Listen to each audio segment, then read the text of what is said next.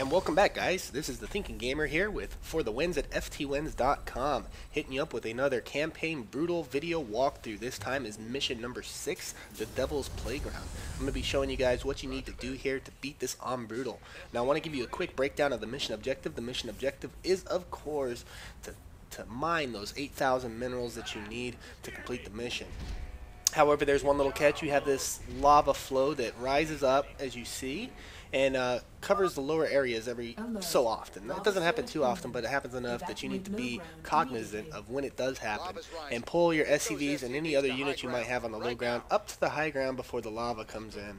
I'm actually trying to get a little bit more resources here mined before I pull up, and I actually pull up right in the nick of time. But as you can see, it comes up and it doesn't last very long, and then it goes back down. You can continue mining. But there's one thing, these mineral patches, they don't have many minerals in them, so you're going to have to move around the various mineral patches on the map to be able to keep up with the mineral production here. Now, rather early in the game, you are going to get access to these Reapers. They should be coming here rather shortly, and they are a very good unit on this map because there are a lot of resources stationed around the map that only the Reapers can get to. They basically just walk over, pick them up, and this is really going to help you reach that goal a lot quicker. And I should be getting them here rather soon so you can actually see what they do. Yeah, here we go. Tosh is going to give us access to those Reapers, which is awesome. So let's go ahead and let's wait for those to come in. And all the while I'm building up my economy, as always, hotkeying my buildings. And here's those Reapers, and as you can see, they can take advantage of this terrain and grab those free resources, which does help you get your economy off and starting. I also went ahead and built a bunker down here because you do get periodically attacked by the Zerg, and early in the game it's not too bad, so I find that one bunker in that position is more than enough to defend against the Zerg. I'm going to go ahead and build me a couple barracks as well so I can start pumping out some units. Don't worry too much about trying to hit that 8,000 goal right off the start. What you're really going to want to do is build up your economy first and then your army so that you're able to move around the map and deal with the Zerg force, which is actually semi-substantial in certain places. Now, I've had a lot of questions in regards to what upgrades I have purchased, as well as research and what are they called? The guys you hire, mercenaries. I had a brain fart there. But anyways, I decided to redo my campaign again because I didn't like the purchases I made. The purchases I think are actually very vital for brutal, and picking the right purchases is really gonna make or break the game for you. Now it's possible, I guess, to do it without any upgrades, but they definitely make it a whole lot easier. So instead of the turreted bunker down there, I decided in my new game, which you'll see here I think in the next video, to switch that to the other bunker, to the upgraded health bunker, because I find bunkers to be a lot more useful if they have that extra health, because that's the primary purpose of a bunker, is to defend and hold a location, and it's going to be able to do that a whole lot better with the extra health rather than that little puny turret, which really doesn't do all that much damage. Another thing to note is I decided to go ahead and upgrade my Marines fully.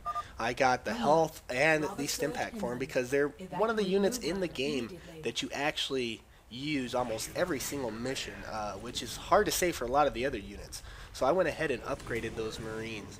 Another thing to note is I did upgrade my medics again. I added the health, the extra health to them. Well, not health, but I guess they heal faster and it costs them less energy. The second option, I went ahead and got that for them.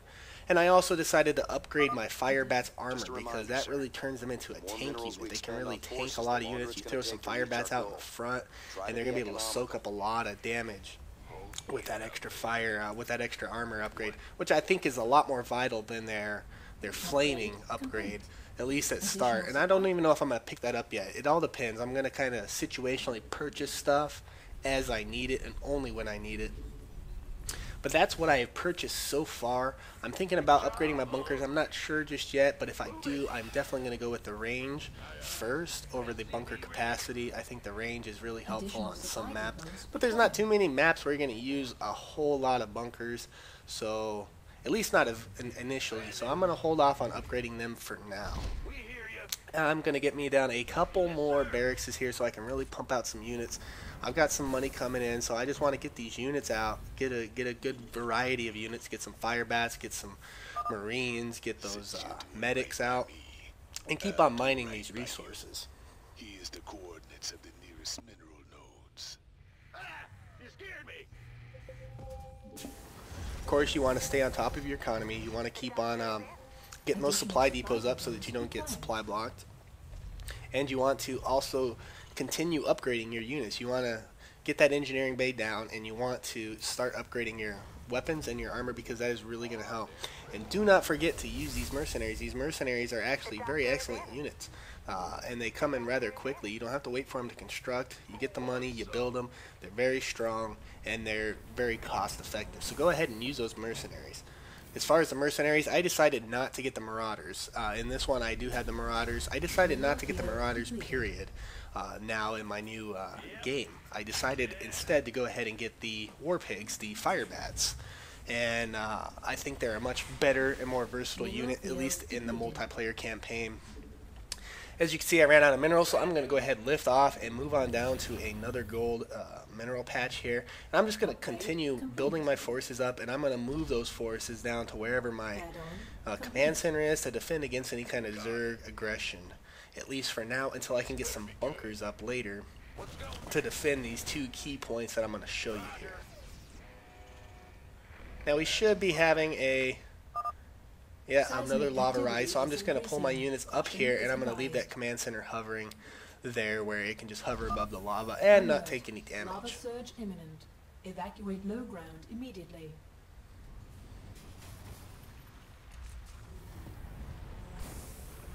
Now as I go along, as far as my research and upgrades, I think I will start posting in the comment section what I have purchased for this video, or purchased up till this video, so that you guys can just go down into the comment section and kind of figure out what I've purchased. Because like I said, the upgrades and the research are critical.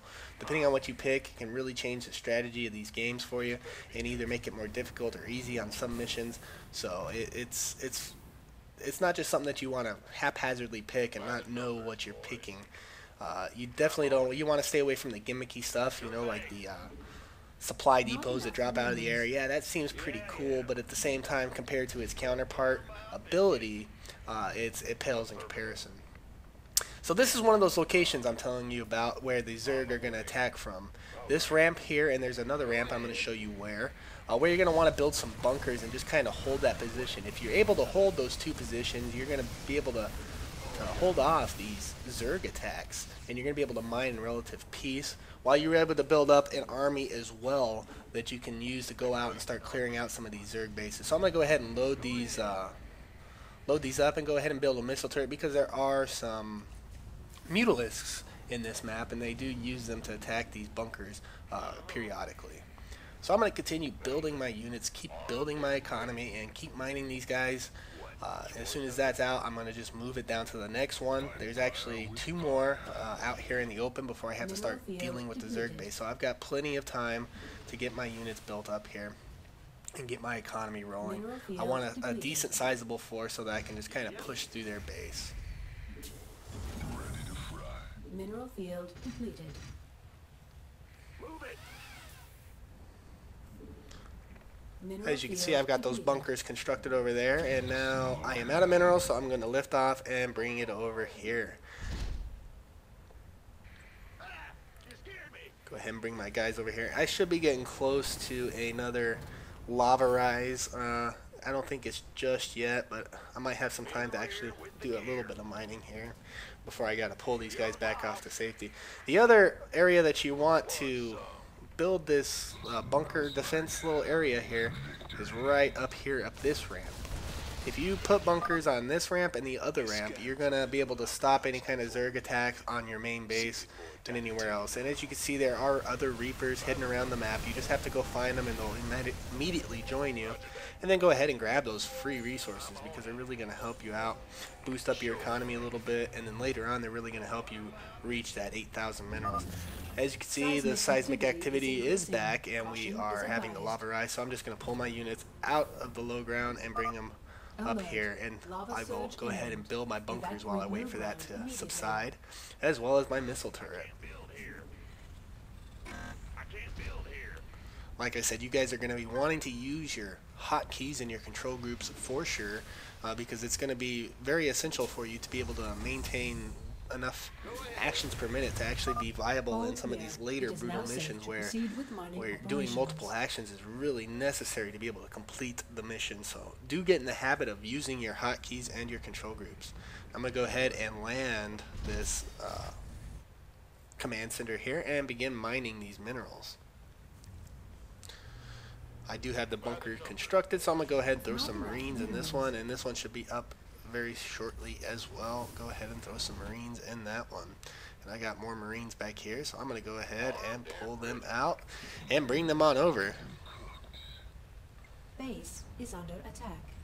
If you notice, I did click all my workers to that side. They won't automatically go to the other side, so try to, when you got a mineral patch where there's a patch on each side, do try to split up your workers and put half on half and half on the other half. So go ahead and bring all these new infantry units on over here and fill up this bunker. And I'll leave that SCV there, although it's going to probably get picked off by these mutalisks due to their ricochet attack.